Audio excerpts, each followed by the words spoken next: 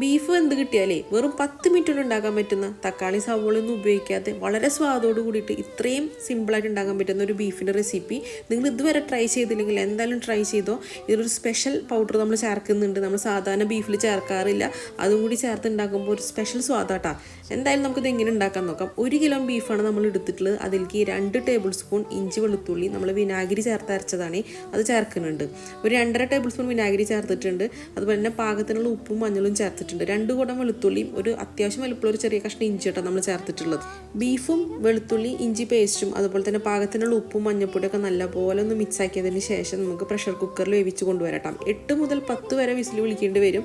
നിങ്ങളുടെ കുക്കറിനനുസരിച്ച് ചിലപ്പോൾ മാറ്റണ്ടാവും. നമ്മൾ വേവിച്ച് കൊണ്ടുവന്നിട്ടുണ്ട്. ഒരു തരി പോലും വെള്ളം ചേർത്തിട്ടില്ല. പക്ഷെ അത്യാവശ്യമുള്ള വെള്ളം നമുക്ക് ആ ബീഫിൽ കിട്ടിയിട്ടുണ്ട് വെന്ത് വന്നപ്പോൾ. ബീഫ് വെന്ത് കഴിഞ്ഞാൽ പിന്നെ ചടപടയെന്ന് കാര്യങ്ങൾ നടക്കൂട്ടാം. ഇനി നമുക്കൊരു പൊടി മിക്സ് ചെയ്യാം. 1 കിലോ ബീഫിലേക്ക് 1 ടേബിൾ സ്പൂൺ കുരുമുളക് പൊടി, അതുപോലെ തന്നെ 2 ടേബിൾ സ്പൂൺ നല്ല എരിവുള്ള മുളക് പൊടി, കാശ്മീരി ചില്ലി പൗഡറല്ല സാധാരണ എരിവുള്ള മുളക് പൊടിയാണ്. അതുപോലെ തന്നെ 1 ടേബിൾ സ്പൂൺ നിറച്ച് മല്ലിപ്പൊടി, പിന്നെ ഒരു 1/2 ടേബിൾ സ്പൂണോളം നമ്മൾ പ്രത്യേകമായിട്ടൊരു സ്പെഷ്യൽ സംഭവം ചേർക്കുന്നുണ്ട്, നല്ല ജീരകം പൊടിച്ചതാണ്. സാധാരണ ബീഫിൽ എപ്പോഴും പെരുംജീരകമാണ് നമ്മൾ ചേർക്കാറ്. ഇതിൽ നമ്മൾ നല്ല ജീരകം പൊടിച്ചതാണ് ചേർക്കുന്നത്. ഇത് ചേർക്കുമ്പോൾ ഒരു പ്രത്യേക ടേസ്റ്റാണ് കേട്ടോ. 1 കിലോയിലേക്ക് നമ്മൾ 1/2 ടേബിൾ സ്പൂൺ നിറച്ച് നല്ല ജീരകം പൊടിച്ച് ചേർക്കുന്നുണ്ട്. പൊതുവേ നമ്മൾ നല്ല ജീരകം ചേർക്കുമ്പോൾ വേറെ ഫ്ലേവർ വരുമെന്നൊക്കെ തോന്നും. ഒരിക്കലും ഇല്ല കേട്ടോ. ആ പൊടി മിക്സ് ചെയ്തതിന് ശേഷം നമ്മൾ ചട്ടി ചൂടാക്കിയിട്ട് വെളിച്ചെണ്ണ ഒഴിക്കണം. നമ്മുടെ നാടൻ വെളിച്ചെണ്ണ തന്നെ ഒഴിക്കണം. അതിലേക്ക് ഒരു കൈപ്പിടി നിറച്ച് കറിവേപ്പില ഇടണം. ഇത് ഇട്ടതിന് ശേഷം നമ്മൾ തീ ഓഫ് ചെയ്യണേ. തീ ഓഫ് ചെയ്തതിന് ശേഷം നമ്മൾ മിക്സ് ചെയ്ത് വെച്ചിട്ടുള്ള ആ പൊടി മിക്സ് ഇതിലേക്ക് ചേർക്കാം. ഓയിലും ചട്ടിയും ഓൾറെഡി ചൂടായി കിടക്കുന്നതുകൊണ്ട് തന്നെ ആ പൊടി ഇട്ട് കഴിഞ്ഞാൽ പെട്ടെന്ന് തന്നെ മൂത്തോളും. കരിയാണ്ട് നോക്കണം. പൊടി കരിഞ്ഞ് കഴിഞ്ഞാൽ പിന്നെ നമ്മൾ ഉണ്ടാക്കിയിട്ട് കാര്യമില്ല, യാതൊരുവിധ സ്വാദും ഉണ്ടാവില്ല. പൊടി മൂത്തെന്ന് തോന്നിക്കഴിഞ്ഞാൽ നമ്മൾ തീ ഓൺ ചെയ്തിട്ട് വേവിച്ച ബീഫിൻ്റെ സ്റ്റോക്ക് ഉണ്ടല്ലോ അതാണ് ആദ്യം ഒഴിക്കേണ്ടത്. പൊടിയും ബീഫിൻ്റെ സ്റ്റോക്കും കൂടി ഒന്ന് നല്ലപോലെ മിക്സായി ഒന്ന് ചെറുതായിട്ടൊന്ന് വറ്റി കുറുകി വരുന്ന സമയത്ത് മാത്രമായിട്ടാണ് നമ്മൾ ബാക്കി ബീഫ് ചേർക്കുന്നത്. ചാറ് പെട്ടെന്ന് കുറുകി കിട്ടുകയും ചെയ്യും. അതിനാണ് നമ്മളത് ആദ്യം ഒഴിക്കുന്നത്. പിന്നെ ആ പൊടിയും ചാറും കൂടി നല്ലപോലെ ഒന്ന് മിക്സായിട്ട് നല്ലൊരു ഫ്ലേവർ ഉണ്ടാവും. ബീഫ് ചേർത്ത് നല്ലപോലെ ഇളക്കി ഇനി ഹൈ ഫ്ലെയിമിൽ വെച്ചിട്ട് നമുക്ക് വറ്റിച്ചെടുക്കാം കേട്ടോ. എപ്പോഴും ഇളക്കി കൊടുക്കണമെന്നില്ല. അടി പിടിക്കുന്ന തോന്നുന്ന ഒരു അവസരത്തിൽ മാത്രം നമ്മൾ ഇളക്കി കൊടുത്താൽ മതി. അപ്പോൾ ചാറ് പെട്ടെന്ന് തന്നെ കുറുകി കിട്ടും. വെറും 10 മിനിറ്റ് കൊണ്ട് തന്നെ ഇതെല്ലാം സെറ്റായിട്ട് വരും കേട്ടോ. നമ്മളൊന്ന് ഇതുപോലെ ഒന്ന് ഇടയ്ക്കൊന്ന് ഇളക്കി കൊടുത്താൽ മതി. ഒരു പ്രത്യേക സ്വാദാട്ടാ. നിങ്ങൾക്ക് വേണമെന്നുണ്ടെങ്കിൽ ചാറ് മൊത്തത്തിലായിട്ടുണ്ട് വറ്റിച്ചെടുക്കണമെന്നില്ല.